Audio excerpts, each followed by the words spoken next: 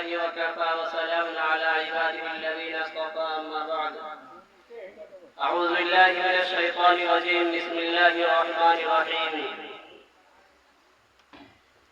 لو أنزلنا هذا القرآن على جبل لرأيته خاشعا متصدعا من خشية الله. وتلك الأمثال نضربها للناس.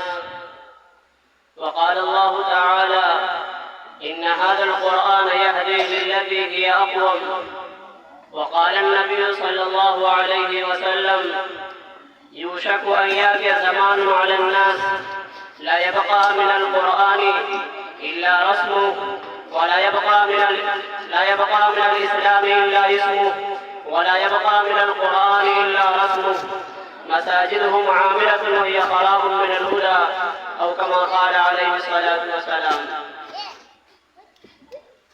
معزز علماء کرام، میرے محترم بزرگوں اور دوستوں، اللہ تبارک و تعالیٰ کا بے حد احسان، اس کا کرم اور اس کا فضل ہوا. اس نے ہم سب کو اس بابرکت مجلس میں بیٹھنے کی توفیق عطا فرمائی. دنیا کے اندر بہت ساری مجالسیں ہوتی ہیں، لیکن ان پر اللہ کا کوئی انعام وعدہ نہیں ہے. لیکن ایسی مجلسوں کے اوپر اللہ کی طرف سے بہت سارے انعامات ہیں. کل میدان محشر کے اندر جب انسان کے اوقات کو تولا جائے گا، اس کا حساب کیا جائے گا، تو دنیا کے اندر جتنی مجالسیں جو لغو و بیکار کے اندر گزری ہوں گی، ان کا کوئی وزن نہیں ہوگا، ان کی کوئی قیمت نہیں ہوگی. لیکن وہ مجالس، وہ اجتماعات، وہ محفلیں جس میں اللہ اس کے رسول کا تذکرہ ہو رہا ہو، وہ مجلسیں، وہ محفلیں، وہ اجتماعات، وہ جلسے کارآمد ہوں گے. فرمایا: ما لا عین رأت ولا اذن سمعت ولا خطر على قلب بشر. ایسے مجلسوں کے اوپر ایسے انعامات ملیں گے جو نہ کسی آنکھ نے دیکھا، نہ کسی کان نے سنا، نہ کسی انسان کے دل پر اس کا کھٹکا تک گزرا. تو ہمیں ایسی مجلس میں بیٹھے اور جمعی کے ساتھ بیٹھے، انشاءاللہ جو باتیں کہی جائیں گے عمل کی نیت سے سنیں گے اور اس کو دوسروں تک پہنچانے کی نیت سے سنیں گے. یہ جو مجلس کا انعقاد کیا گیا ہے، یہ تکمیل قرآن کے نام سے انعقاد کیا گیا ہے. قرآن کی عظمت اور قرآن کی حقیقت کے بارے میں ہم نے ابھی بہت ساری باتیں سنی کہ قرآن کا تقدس اور قرآن کی عظمت کیا ہے. قرآن ایک ایسی کتاب ہے جس کے بارے میں شروع ہی میں اللہ نے فرمایا: ذالک الکتاب لا ریب فیہ. یہ ایسی کتاب ہے جس کے اندر کوئی شک و شبہ کی گنجائش نہیں. اگر کوئی شک و شبہ کرنا چاہے نہیں کر سکتا. قیامت آ سکتی ہے، دنیا ختم ہو سکتی ہے، لیکن اس کتاب کے اندر کوئی شک و شبہ کی گنجائش نہیں. یہ قرآن مجید کتاب اللہ ہونے کے ساتھ ساتھ کلام اللہ بھی ہے، یہ اللہ کا کلام بھی ہے. دنیا کے اندر بہت ساری آسمانی کتابیں آئیں، لیکن انہیں صرف کتاب اللہ کا شرف ملا، کلام اللہ کا شرف نہیں ملا.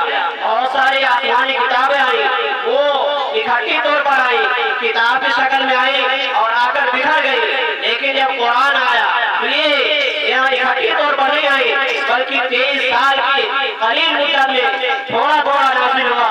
جب بھی جس طرح ضرورت پڑی، کبھی سورت کی شکل میں، کبھی آیت کی شکل میں، کبھی رکوع کی شکل میں، جب بھی ضرورت پڑی یہ منتشر ہو کر اور تھوڑا تھوڑا ہو کر نازل ہوئی. اور ایسی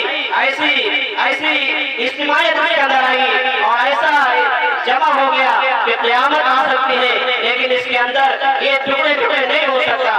اس لیے اس قرآن کی برکت کو اور اس کی عظمت کو سمجھے کہ قرآن ہی کی برکت سے آج انسانیت کو رفعت و بلندی ملی. وہ انسان جو ضلالت و گمراہی کے اندر پڑا ہوا تھا، اس قرآن کی برکت سے اسے عزت ملی، اسے رفعت و بلندی ملی. اس لیے اس قرآن کے 3 حقوق ہے. سب سے پہلا حق یہ ہے کہ اس قرآن کی تلاوت کی جائے، اس قرآن کی تلاوت کی جائے. آج گھروں کے اندر سے تلاوت قرآن کی آوازیں نہیں آتی ہیں. صبح اٹھتے ہی گانے کی اور دوسری چیزوں کی آوازیں آتی ہیں. پہلے کیا ہوتا تھا؟ صبح اٹھتے ہی گھروں سے تلاوت قرآن کی آواز آتی تھی. آج وہ آوازیں ختم ہو گئی ہیں. اس لیے سب سے پہلے یہ ارادہ کریں، یہ نیت کریں کہ انشاءاللہ آج سے یہ عہد کریں کہ ہم روزانہ قرآن پاک کی تلاوت کریں گے. قرآن پاک کی تلاوت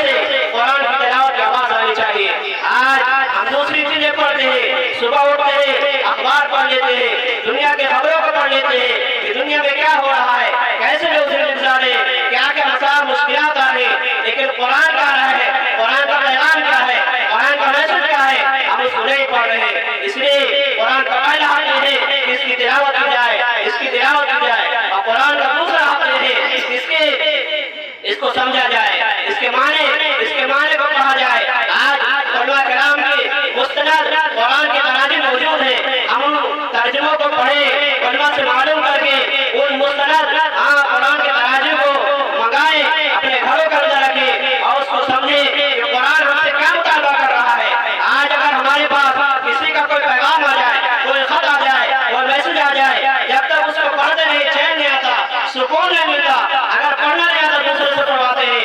لیکن قرآن میں اللہ نے کیا فرمایا، قرآن ہم سے کیا مطالبہ کر رہا ہے، قرآن کے اندر کیا احکام ہے، ہمیں نہیں پتا ہے، اس لیے اس کو سمجھیں، اس کے اندر اللہ کا فرمان کیا ہے، زندگی گزارنے کا طریقہ کیا ہے، جائز ناجائز کیا ہے، کیونکہ اگر ہم نہیں پڑھیں گے، نہیں سمجھیں گے، ہم زندگی کیسے گزاریں گے، اپنی منمانی زندگی گزاریں گے۔ اور تیسرا قرآن کا حق یہ ہے کہ اس پر عمل کریں اور دوسروں تک پہنچانے کی فکر کریں، خود بھی عمل کریں اور دوسروں تک اس قرآن احکام کو، قرآن علوم کو، اس کو دوسروں تک پہنچانے کی فکر کریں۔ تو قرآن کے تین حق ہے، پہلا حق یہ ہے کہ اس کی تلاوت کی جائے، دوسرا حق اس کو سمجھا جائے، اور تیسرا حق یہ ہے کہ اس پر عمل کر کے دوسروں تک پہنچانے کی فکر کی جائے۔ اور ارادہ کریں کہ انشاءاللہ آج سے ہم خود بھی اس پر عمل کریں گے، اپنے بچوں کو اس کے لیے تیار کریں گے، اپنے گھر کے اندر ماحول بنائیں گے۔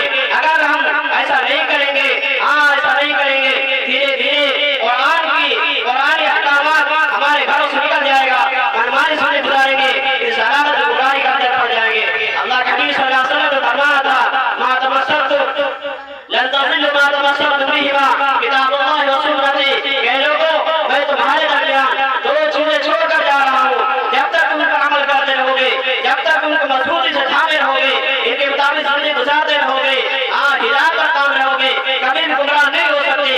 اگر ان دو چیزوں کو چھوڑ دو گے، کبھی بھی گمراہ ہو سکتے ہیں، کبھی بھی ضلالت گمراہی کے راستے پر آ سکتے ہیں۔ وہ دو چیزیں کیا ہیں، ایک ہے کتاب اللہ، دوسرے ہے سنت رسول اللہ۔ ان دونوں چیزوں کو اپنے سامنے رکھ کر زندگی گزاریں، ان کو اپنے لیے حاضر بنا لیں، ان کے مطابق زندگی گزاریں۔ اگر اس سے ہٹ کر زندگی گزاریں گے، کبھی بھی گمراہ ہو سکتے ہیں۔ آج فتنے کے دور میں نئے فتنے جنم لے رہے ہیں، نئے فتنے شکل میں وجود میں آ رہے ہیں۔ ایسے فتنوں کے وقت میں ہمیں قرآن سے رابطہ، قرآن سے اپنا تعلق مضبوط بنانا چاہیے، قرآن و حدیث سے اپنا تعلق، اپنے رشتے کو مضبوط بنائیں، کہ ایسا نہ ہو ہمارا اس سے رشتہ ٹوٹ جائے، قرآن سے رشتہ اور ناطہ ٹوٹ جائے، پھر ہم ہدایت سے ہٹ جائیں، اللہ کے احکام کو بھول جائیں۔ اس لیے ہم قرآن کے احکام کو سمجھیں اور دوسروں تک پہنچانے کی فکر کریں۔ اللہ کے حبیب صلی اللہ علیہ وسلم نے تین کیسری گویا فرمائی تھی، فرمایا تھا یوشک ان یأتی علی الناس زمان لا یبقى من الاسلام الا اسمه ولا یبقى من القرآن الا رسمه مساجدهم عامرة وهي خراب من الهدى۔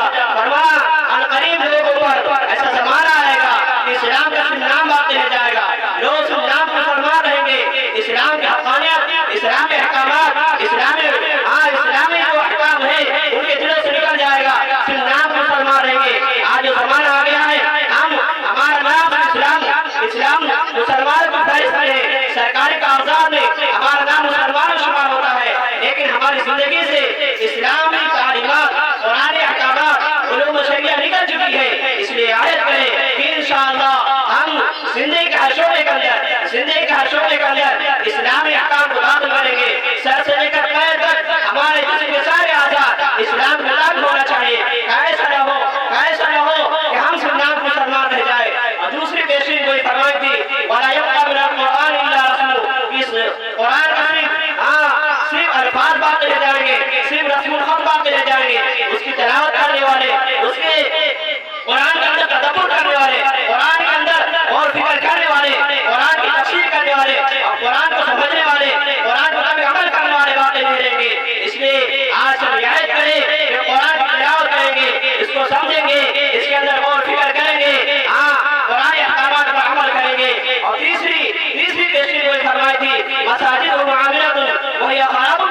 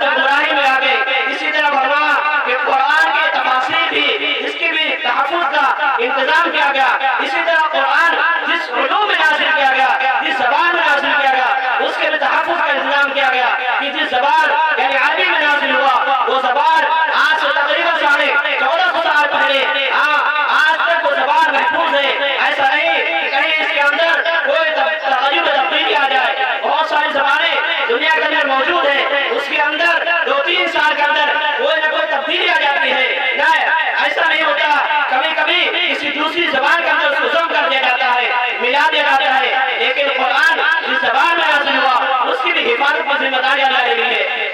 اسی طرح قرآن کی عملی صورت بھی حفاظت کی ذمہ داری اللہ نے لی ہے کہ اللہ کے حبیب صلی اللہ علیہ وسلم پر جب یہ قرآن نازل ہوتا آپ کو یاد کرتے، اس پر عمل کرتے، اپنے صحابہ کو بتاتے، صحابہ نے عمل کیا، صحابہ کے بعد تابعین نے عمل کیا، تابعین نے عمل کیا، اور آج تک یہ سلسلہ جاری ہے اور قیامت تک یہ سلسلہ جاری رہے گا کہ قرآن کا عملی ترجمہ جو ہے اور عملی تفسیر بھی ہے یہ موجود ہے۔ اس لیے عہد کریں کہ انشاءاللہ ہم قرآن کو قابل زندگی گزاریں گے، اپنے بچوں کو قرآن تعلیمات سے روشناس کرائیں گے۔ جو بچے اسلامی تعلیمات سے، قرآن تعلیمات سے، احادیث کی تعلیم سے دور ہیں انہیں اس کے لیے آمادہ کریں، ان کے لیے تھوڑا وقت نکالیں اور ان کے لیے جائیں، ان کو دعوت دیں اور مقاصد سے جوڑیں، مسائل سے جوڑیں، ایسا نہ ہو کہ دوسری علوم میں لگ جائے اور قرآن سے ان کا رشتہ ٹوٹ جائے۔ اس لیے آج سے عہد کریں کہ انشاءاللہ اپنے بچوں کو قرآن تعلیمات سے جوڑیں گے۔ ارادہ کرتے ہیں انشاءاللہ۔ آج جس مکتب کا نظام چل رہا ہے یہ بہت ہی فتنوں کے دور میں بہت ہی ضروری ہے۔ آج ایسے نئے فتنے وجود میں آ رہے ہیں۔ اللہ کے حبیب صلی اللہ علیہ وسلم فرمایا بادروا بالاعمال فتنا كقطع الليل المظلم يصبح الرجل مؤمنا ويمسي كافرا او يمسي مؤمنا ويصبح كافرا يبيع دينه بعرض من الدنيا او كما قال عليه الصلاه والسلام۔ فرمایا اعمال خیر کے اندر جلدی کرو، سبقت کرو، ایسا نہ ہو کہ اعمال خیر تو محروم ہو جائے۔ فرمایا ایسے فتنے وجود میں آئیں گے، ایسے فتنے جنم لیں گے جس طرح تاریک رات ہوتی ہے، اندھیری رات ہوتی ہے کہ انسان اندھیری رات کے اندر وہ چیز اس کو دکھائی نہیں دیتا ہے، ایسے فتنے وجود میں آئیں گے انسان حق و باطل کے ادراک نہیں کر سکے گا، حق و باطل کو پہچان نہیں پائے گا۔ کیا حال ہوگا؟ فرمایا صبح کو تو مومن ہوگا لیکن شام ہوتے ہوتے کافر ہو جائے گا، شام کو تو مومن ہوگا لیکن صبح ہوتے ہوتے کافر ہو جائے گا۔ فرمایا دنیا کی محبت، مال کی محبت اور دنیا کی ساری چیزوں کی محبت اس کے اندر ایسی رچ بس جائے گی کہ اسے دین کی کوئی اہمیت نہیں ہوگی، دنیا کے چند سکوں کے بدلے اپنے دین کو، اپنے ایمان کو، اپنے قرآن کو بیچ ڈالے گا۔ یہ دین ہو گیا دنیا۔ اس لیے اس دین کی اہمیت کو، قرآن تعلیمات کو، اسلامی تعلیمات کو، علوم شریعت کو آج کی اہمیت کو سمجھے، کہ ایسا نہ ہو کہ ہم اس تعلیمات کو چھوڑ دیں، قرآن تعلیمات کو چھوڑ دیں، پھر ہم ضلالت میں مبتلا ہو جائے۔ اس لیے سبھی ساتھی ارادہ کریں کہ انشاءاللہ آج سے ہم قرآن کی تلاوت کریں گے، اپنے گھروں کو قرآن تعلیمات سے روشناس کرائیں گے، اس کے اندر غور فکر کریں گے، اس کے مطابق عمل کریں گے اور دوسروں تک اس قرآن تعلیمات کو پہنچانے کی فکر کریں گے۔